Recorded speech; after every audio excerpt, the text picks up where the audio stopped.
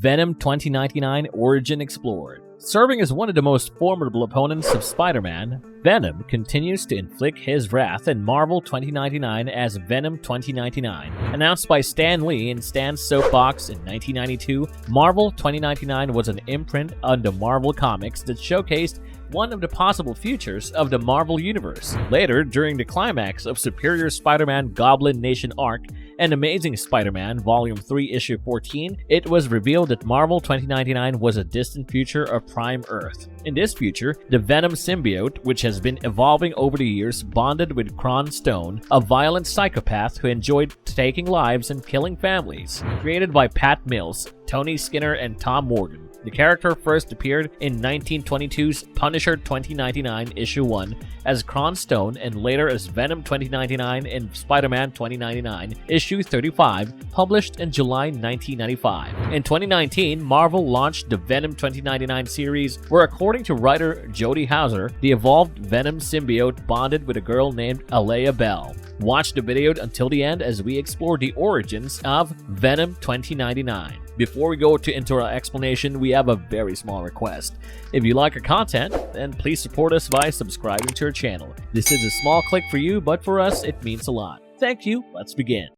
Venom 2099 Backstory Explored 1500. In Marvel 2099, Miguel O'Hara, who became Spider-Man, had a half-brother named Kron Stone. They shared the same father but were mostly in conflict. Kron's childhood was bitter, which ultimately warped his personality to become a bully. As shown in Punisher 2099 Issue 1, Kron's childhood was one of the prime reasons why he grew up hating Miguel O'Hara. He later became a psychopath, murdering individuals and their families. He had a gang of murderers like him and had previously killed Jack Gallo's family at an amusement park with several other innocents. Jack Gallo in Marvel 2099 is the Punisher 2099 who sought vengeance from Kron. In the Marvel 2099 reality, prisons were outdated and punishment for criminals was an injection that artificially aged them quicker. The rate of aging depended on the criminal's and victim's social class and the crime's seriousness. Kron Stone managed to walk away from justice with the aid of his social standing, for which Jack Gallows took the identity of Punisher 2099 and killed Kron's gang. He then shot Kron Stone and left him to die in the sewers. Since then, Kron Stone was declared dead, but things did happen differently at the sewers. Upon merging with the Venom symbiote, Kron Stone became one of the most ferocious and vicious Marvel villains. The upgraded Venom symbiote bonded with its new host on a molecular level, allowing Kron's body to take on properties of the symbiote itself. The origin story of Venom 2099 is elaborated on and revealed in Spider-Man 2099 issues 37 and 38, but the story begins from issue 34. The issue begins with Miguel confiding to his ex-girlfriend Xena Kwan about his constant paranoia about something or someone trying to get him. They were on their way to New York, then known as Nueva New York, from Mexico, and during their conversation, Miguel gets grabbed and taken away by a few strangely dressed men in uniform on their hovercrafts. As Miguel struggled with the man, they calmed him down and stated that they work for S.H.I.E.L.D. and have no intentions of harming Miguel. The entire drill was set up to bring Miguel to the White House by Tyler Stone, the biological father of Miguel O'Hara. Tyler Stone was the vice president of Alchemax Corporation and an influential person. Dr. Doom was then appointed the president of the United States, and Tyler saw great potential in him. Tyler reports to Dr. Doom in his Oval Office in Washington and brings Miguel O'Hara. The entire meeting, as scheduled by Dr. Doom, was to announce that he will be appointing Tyler Stone as his administration's corporate minister, for which Miguel O'Hara will be taken over as the head of Alchemax's Research and Development Division. Back at Tyler's home, Dana D'Angelo, Gabriel's girlfriend, who has been waiting for Tyler, is knocked down by an intruder. When Tyler reaches home, he gets shot by the intruder, who asks him to rot in hell and leaves. The intruder was Conchata O'Hara, mother of Miguel O'Hara and Gabriel O'Hara. After a while, Dana gets back her senses and frees herself from the restraints. She moves to the next room and gets terrified upon seeing Tyler Tyler Stone covered in blood. She quickly calls for an ambulance and Tyler Stone is taken for immediate and medical attention. The news of Tyler Stone being shot spreads like wildfire and Dana is taken to Washington and questioned by S.H.I.E.L.D. agents about the intruder. She had failed to identify the murderer as she had passed out from the knock and the S.H.I.E.L.D. agents started suspecting her for the act. However, the immediate medical attention helped and Dr. Doom informed Dana that Tyler would soon be out of danger. Meanwhile, downtown, Blood Mace, the leader of the Fenner gang along with another member, hears the news of Tyler Stone and states that this is the perfect time to attack Alchemax Corporation. Suddenly from the sewers, a black slime-like substance oozed out and took the form of a giant, obnoxious, and ferocious humanoid being. It questioned the two about Tyler, upon which Blood Mace attacked, but the being engulfed Blood Mace and ate him alive. Meanwhile, Miguel reaches home and calls Xena Kwan as he had left abruptly during their journey. Knowing that she is fine, Miguel relaxes, but not for long, as Dr. Doom visits him. Dr. Doom informs him about Tyler Stone and wants his decision regarding the new post he had offered at Alchemax Corporation Research and Development Wing. Miguel is shocked and demands to know more about it. He quickly visits Tyler at the hospital and meets Dana there. The obnoxious black creature who had just killed Blood Mace learns about Tyler's location and is seen to emerge from one of the hospital sinks nearby. He enters Tyler's ward and finds Miguel, who quickly leaves the room and re-enters as Spider-Man before it can kill Tyler. The creature recognized Spider-Man and stated that its other half once knew as Spider-Man years ago. It lunged towards Spider-Man, introducing himself as Venom. Venom throws himself and Spider-Man out of the window where they fight and exchange blows. Venom finds it difficult to keep up with Spider-Man's agility and decides to change his plans. He enters the hospital and starts murdering the hospital staff members to lure him out. It does work out and the fight then continues inside. Fighting in close proximity helped Venom as he managed to toss Spider-Man out of the hospital building. Spider-Man manages to save himself but gets covered in rubble. Venom then starts searching for Tyler, who by then has been taken away by the S.H.I.E.L.D. agents. When he entered Tyler's room, he was greeted by armed S.H.I.E.L.D. agents. Spider-Man managed to uncover the rubble and dust and rushed to Tyler's room only to see dead S.H.I.E.L.D. agents and no sign of Venom. Miguel then quickly returns to the Alchemax office and asks the new AI assistant Winston to get him all the historical files on Venom. He also called Xena to inform her that he would be taking over the R&D division of Alchemax Corporation, which doesn't make her happy. She arrived at Miguel's office questioning his decision, but did not get much response as Miguel was highly engrossed in going through the files of Venom. During all this, a visitor arrives at the office. He's greeted by Winston, who tells him that Mr. O'Hara is busy. Soon, black tendrils grew out of the person and impaled the android. It's Venom himself, and he is back. With no response from Miguel, Xena leaves and finds Dana on her way back. They both engage in an argument and then notice Winston's impaled body. They screamed at the top of their voices and Miguel rushed out, but it was too late as Venom had already taken them hostage. In his wicked and ruthless voice, he asked Miguel to choose any one of them to live and one of them to die, or else he would kill both of them. Taking the leap of fate, Miguel leaped and sliced off Venom's arm, holding Dana using his finger talons, and made a narrow escape with her. He immediately asked Dana to escape through the garage and returned for Xena, only to find Venom and her missing. Dana reaches the garage and tries to escape, but unfortunately Venom comes crashing down, and once again, Venom gets a hold of the two love interests of Miguel O'Hara. Miguel uses Public Eye's resources to scan the city for Venom and finds him forcing Xena to drive the three of them somewhere. Miguel gets into his costume and leaves in pursuit of Venom. As the Public Eye catches up with Venom, they asked him to surrender, only to get pummeled by him. Venom's fight with the public made Xena lose control over the car, and she almost drove off the edge of the Maglev Bridge. However, they survived as Spider-Man arrived right in time and stopped their car from falling. Spider-Man tries to reach out to the ladies, but Venom knocks him out and leaves with Dana and Xena.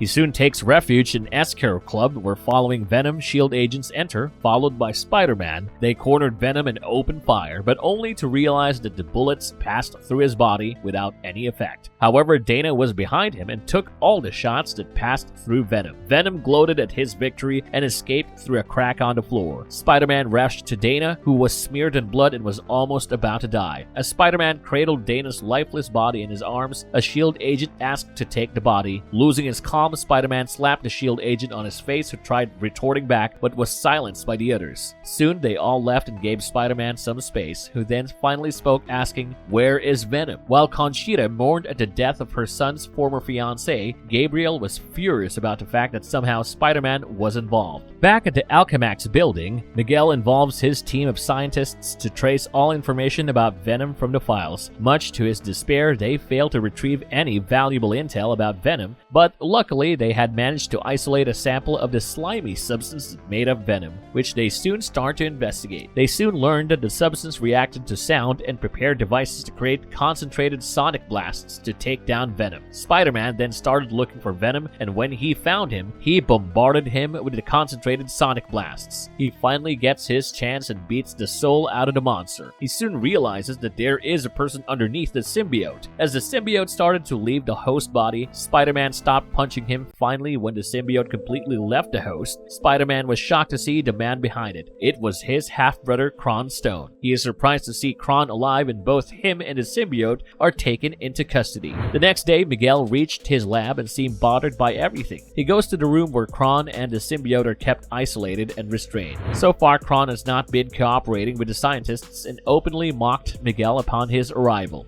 Miguel soon asked everyone to leave and promised Kron his freedom if he could beat Miguel in a fight without his symbiote. Confident of victory, Kron agreed and Miguel released him from his chamber. Kron lashes out at Miguel, who can barely match his speed, reflex, and strength. After landing some severe blows and a few bonus punches, Kron is taken back to his chamber. Soon, Miguel calls in the scientists and tells them that the prisoner is now going to cooperate. Kron then begins narrating his story. He was shot by the Punisher and left to die in the sewers. When his body came in contact with the Venom symbiote, the symbiote bonded with his body and revived his body from an almost near-death experience. Transformed into the new Venom, they killed a homeless man and added Kron's personal details to fake his death. After hearing Tyler's news, he and the symbiote came out of hiding to kill Tyler Stone.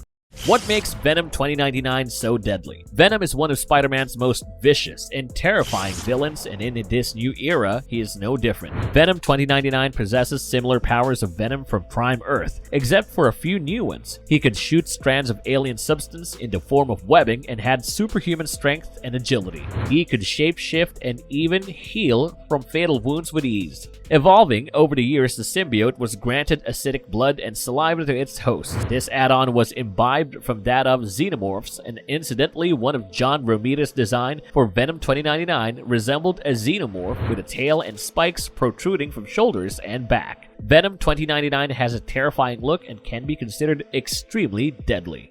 Venom 2099 New Host to the Venom Mythology. Written by Jody Houser, Venom 2099 Issue 1, published on December 4th, 2019, introduced a new host for the Venom symbiote. The issue begins at Alchemax Laboratory, where the Venom symbiote is being experimented on. The year is 2099, and a young girl named Alea Bell is brought into the hospital by her father, Theo Bell, an employer of Alchemax. Alea, during a maglev crash, lost her mother and severely burned her left arm. She was then selected for an experimental treatment by Alchemax scientist Dr. Russell. They warn Alea of having visions before they inject the Venom symbiote into her. Upon getting injected, she started having visions of the symbiote's life journey. She saw glimpses of Peter Parker and Eddie Brock, who were once hosts of the symbiote. After the treatment, she wakes up to her father sitting beside her and shedding tears of joy. Her hand was completely restored, and both father and daughter shared great joy. At high school, a pink-haired punk woman named Bether approaches Alea and her friend Revel with her companions. All this while Alea was wearing a digital bracelet that Alchemax had placed on her to monitor her vitals. Bether mocked it if asking if the bracelet meant she was mutant or a lab rat and grabbed her hand. Soon, a tendril emerges from the bracelet, breaking the monitor, and Bether leaves, claiming the bracelet is as cheap as Alea.